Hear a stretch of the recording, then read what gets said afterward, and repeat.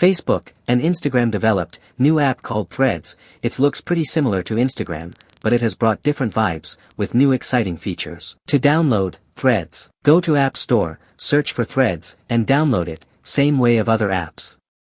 Once you download, open it. To use this app, you have to have Instagram account. Once you open the app, it automatically connects with Instagram.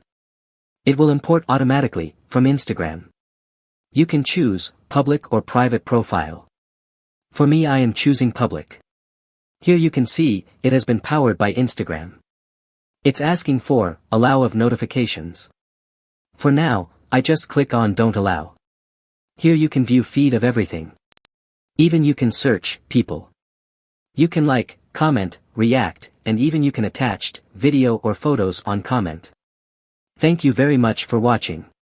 Enjoy using Threads app.